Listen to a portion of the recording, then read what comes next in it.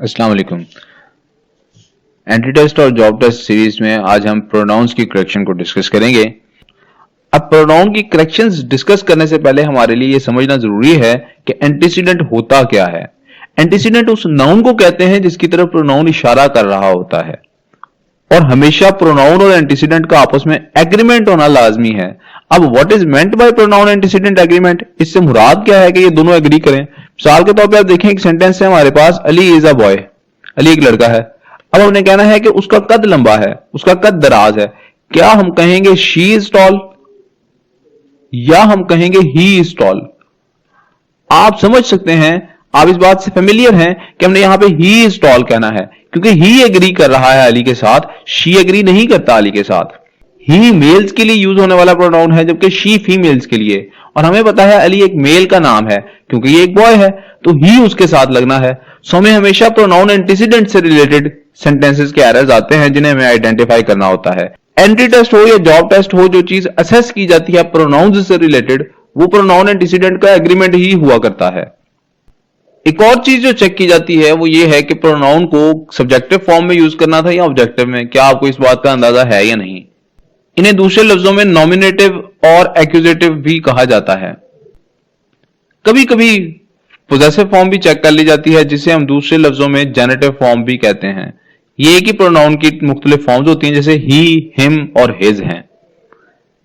हम एग्जाम्पल्स की तरफ डायरेक्टली चलते हैं, क्योंकि प्रैक्टिस से जो चीज आती है वो बगैर प्रैक्टिस के नहीं आ सकती। रूल्स जितने मर्जी डिस्कस करता जाऊं मैं, जब तक आप प्रैक्टिस नहीं करेंगे आपकी इस पे ग्रिप नहीं बनेगी। सो आप हर एक स्लाइड पर, हर एक एग्जाम्पल पर आप वीडियो को स्टॉप करें, खुद असेस करें कौन सा करेक्ट सेंटेंस है, फिर अनपॉज करें, यानी कि रिज्यूम करें, प्ले करें, तो आप देखें क्या उसी थॉट प्रोसेस को फॉलो कर रहा हूं मैं जिसे आपने किया, या मेरा थॉट प्रोसेस डिफरेंट है, और मैंने कैसे आइडेंटिफाई किया कि कौन सा सेंटेंस इनमें से दुरुस्त है। अब आमतौर पे एंट्री टेस्ट के जितने भी या जॉब टेस्ट के जितने भी पेपर्स होते हैं, उनमें 2 सेंटेंसेस ही दिए होते हैं, उनमें से एक करेक्ट सिलेक्ट करना होता है। लेकिन एमडी कैट में 4 दिए होते हैं, तो हमने सारी एग्जांपल्स में 4 ही सेंटेंसेस दिए हैं, एक ठीक है बाकी 3 गलत हैं। अब one must do one duty honestly, one must do one's duty honestly, one must do her duty honestly, और one must do their duty honestly. Pronoun antecedent का यहां पे इशू है। जो पहले वन यूज हुआ है, ये मेन सब्जेक्ट आ गया हमारे सेंटेंस का। अब इसके बाद जो दोबारा से प्रोनाउन इस्तेमाल किया जा रहा है, उसके लिए एंटीसीडेंट है। इसको एग्री करना चाहिए सब्जेक्ट के साथ, मेन प्रोनाउन के साथ इसको एग्री करना चाहिए, लेकिन ये एग्री नहीं कर रहा। वन मस्ट डू, हर किसी को अपनी ड्यूटी करनी चाहिए। अगर यहां पे होता शी, तो हम कहते she must do her duty honestly है।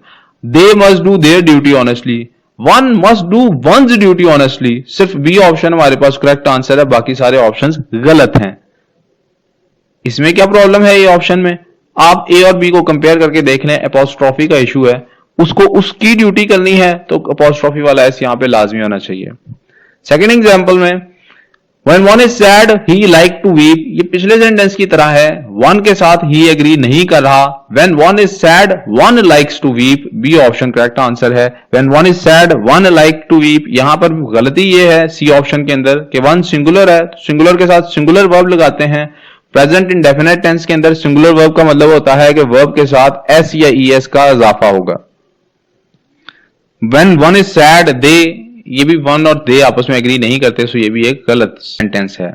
Example 3, everyone must bear theirs own burden, वही रूल के ऊपर ये भी थर्ड एग्जाम्पल है जो अभी हम पिछली 2 एग्जाम्पल्स में डिस्कस कर चुके हैं। Everyone must bear one's own burden, जो कि हमें डी ऑप्शन में नजर आ रहा है, बाकी तमाम ऑप्शंस यहां भी गलत हैं।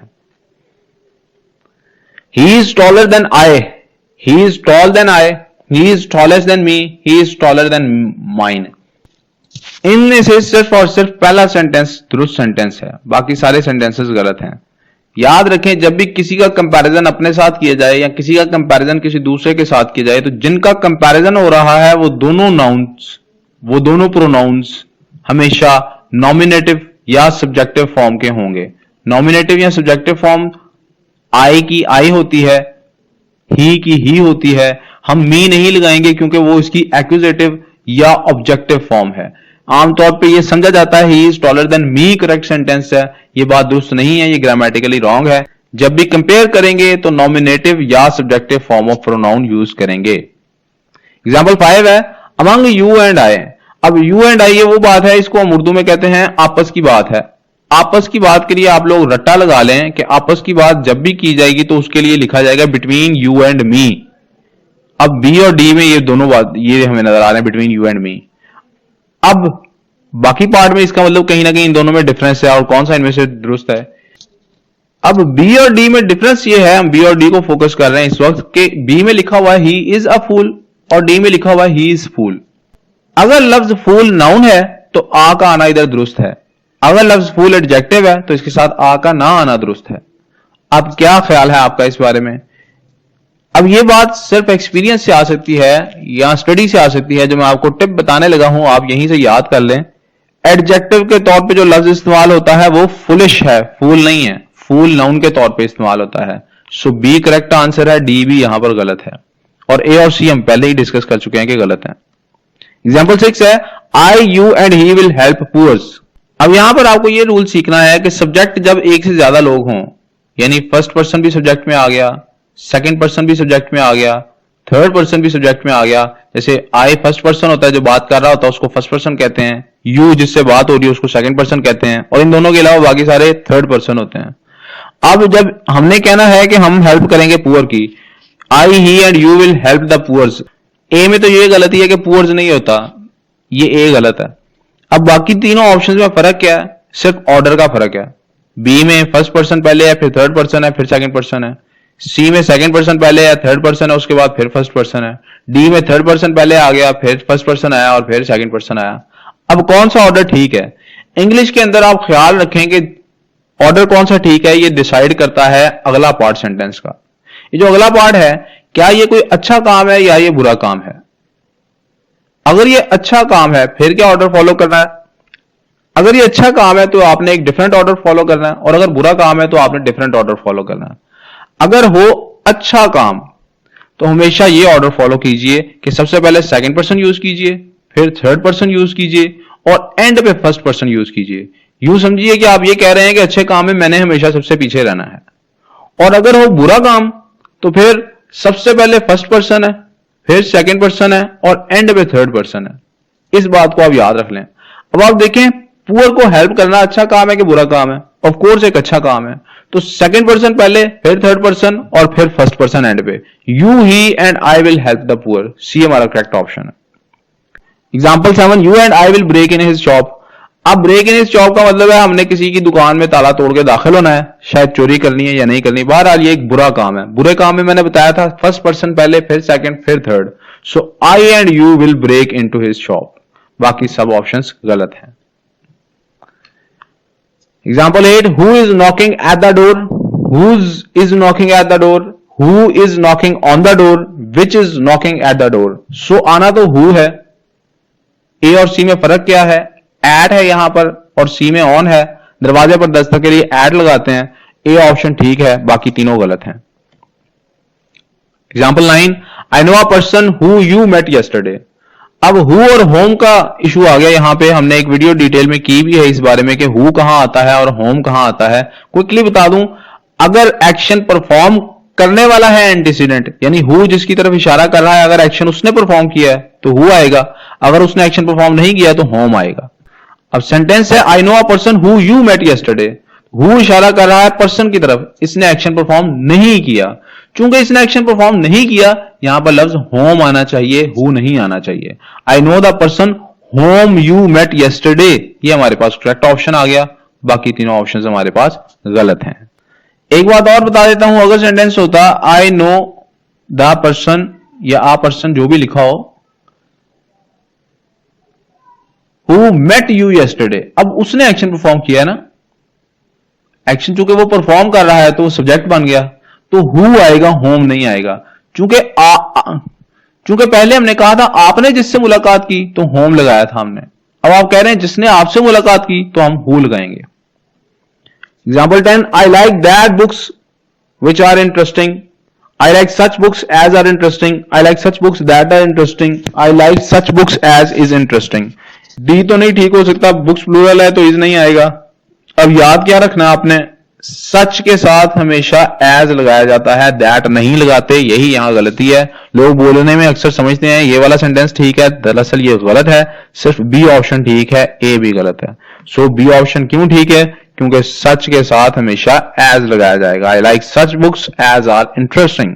Example 11, I ate as many mangoes which I could. ये भी याद रखेंगे, अब एज के साथ कॉम्प्लीमेंट्री एज ही लगता है। I ate as many mangoes as I could. I ate as many mangoes as I could हमें सी ऑप्शन में नजर आ रहा है, बाकी सारे गलत हैं, लिहाजा हम सी ऑप्शन को सिलेक्ट करेंगे। Example 12, he is one student who is honest. ये तो बिल्कुल कोई सेंस नहीं मेक कर रहा। He is one of these students who are honest. ये उन तलबा में से है जो ऑनेस्ट हैं। अब यहां पर हु आएगा या होम आएगा, चूंकि बात ही स्टूडेंट्स के बारे में हो रही है, हु सब्जेक्ट बन चुका है अगली क्लॉज का, तो हु आर ऑनेस्ट आएगा, होम आर ऑनेस्ट नहीं आएगा। ही is one of these student है या ही is one of these students है। अक्सर बच्चे ये गलती करते हैं, वन ऑफ दी के बाद सिंगुलर नाउन लगा देते हैं। ये बिल्कुल गलत प्रैक्टिस है। जब भी वन ऑफ आ जाए तो फिर इसके बाद जो भी नाउन आना है प्लूरल आना है। One of the books, one of the people, one of the students, one of the cities. So B option हमारा करेक्ट ऑप्शन है, बाकी गलत है। 13th example, Rashid is one of the players who has always played well. अब राशिद उन players में से है जिन्होंने हमेशा अच्छा खेला। अब हु अगर तो इस्तेमाल होता राशिद के लिए तो फिर तो हैज यहां पे बिल्कुल ठीक था, लेकिन हु इस्तेमाल हुआ है प्लेयर्स के लिए और हैव हु के लिए इस्तेमाल हुआ है। तो प्रोनाउन एंटीसीडेंट एग्रीमेंट के एतबार से आप देखें कि हु एक प्लूरल प्रोनाउन है। तो हमें अब आगे प्रोनाउन वर्ब एग्रीमेंट की बात करनी है, या नाउन वर्ब एग्रीमेंट की, या जिसे सब्जेक्ट वर्ब एग्रीमेंट भी कहते हैं। सब्जेक्ट प्लूरल हो तो उसके साथ वर्ब भी प्लूरल लगेगा। हैज सिंगुलर वर्ब है और वर्ब हैव जो है वो प्लूरल है। So Rashid is one of the players who have always played well. Rashid उन खिलाड़ियों में से है जो हमेशा अच्छा खेले हैं। बी ऑप्शन ठीक है, ए सी और डी गलत है। Rashid is one of the players which, यहां विच की गलती है, पर्संस के लिए हु लगाते हैं, विच नहीं लगाते। Rashid is one of the players that, यहां भी सेम गलती, प्लेयर्स पीपल हैं, प्लेयर्स के लिए हु लगना था, दैट नहीं लगना था। Example 14, I has red neither of these 4 books. तो एक तो गलती यह है कि आई के साथ हमेशा हैव लगता है, सो ए तो गलत हो गया। अब B option, I have read none of these 4 books. C option, I have read no one of these 4 books. और D option, I have read none of those 4 books. So असल सेंटेंस हमारे पास बी है जो करेक्ट है, इनमें बाकी सारे गलत हैं। नो वन नहीं आएगा, सी ऑप्शन में ये गलती थी, और I have read none of those नहीं अप्रोप्रिएट। हमने तो सेंटेंस की चेंज ही कर दी बिल्कुल सेंस, कि शायद पहले से कोई बात हो रही थी कुछ किताबों की जिनका स्पीकर और लिसनर दोनों को पता था, इन किताबों की बात हो रही है ना, तो दीज बी ऑप्शन हमारा ठीक है। Example 15, neither of the 2 players are good. अब याद क्या रखना है यहां पे, एक तो ये कि 2 के साथ आता नाइदर ही है, नन नहीं आता। नन 2 से ज्यादा लोग हों तो आता है, तो सी और डी तो गलत है अगर प्लेयर्स 2 ही रखने हैं। ए और बी में से कौन सा ठीक है, बी ठीक है। क्यों, क्योंकि नाइदर को हमेशा सिंगुलर ट्रीट करते हैं। सो अगर नाइदर सिंगुलर है तो इसके साथ वर्ब भी सिंगुलर आएगा, यानी इज आएगा, आर नहीं आएगा। सो ए ऑप्शन भी गलत है। हमने क्या डिस्कस किया, इधर 2 बातें डिस्कस की। पहली, नाइदर और आइदर हो तो उसको भी हमने हमेशा सिंगुलर ट्रीट करना है।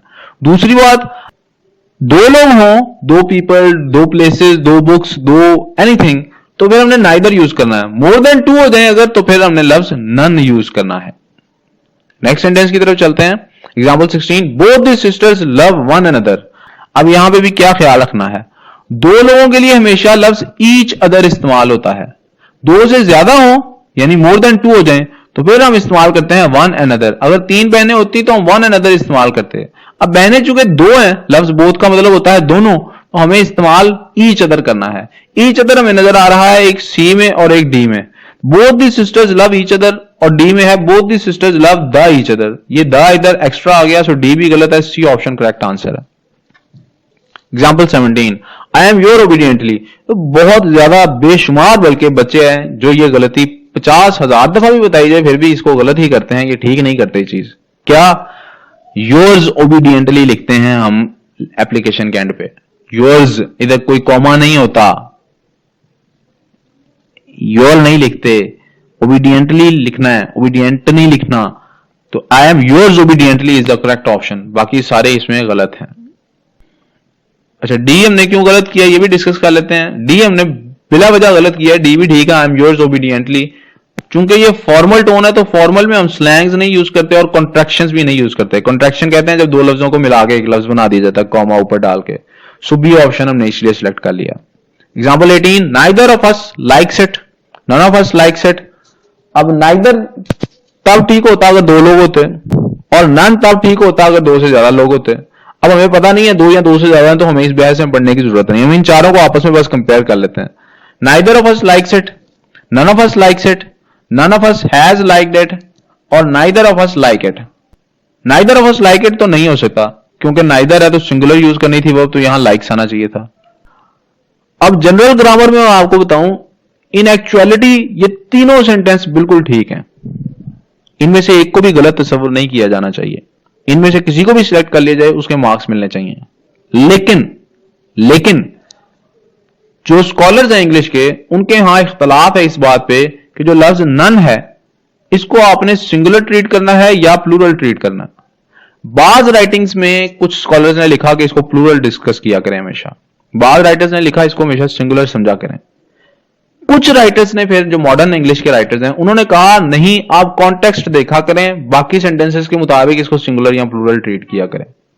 लेकिन नाइदर पे किसी का इख्तलाफ नहीं है कि इसको सिंगुलर या प्लूरल ट्रीट करना है, इसको सिंगुलर ही ट्रीट करना है, तो हम ए सिलेक्ट करेंगे, ए हमारा करेक्ट आंसर होगा। सेंटेंस 19 की तरफ जाते हैं। The chairs has been broken, chairs plural है तो हैज तो नहीं हो सकता इधर, तो ए गलत है। Leg of chair has been broken, the chairs leg have been broken, the leg of the chair has been broken. अब बी में आर्टिकल की गलती है, यहां द होना चाहिए।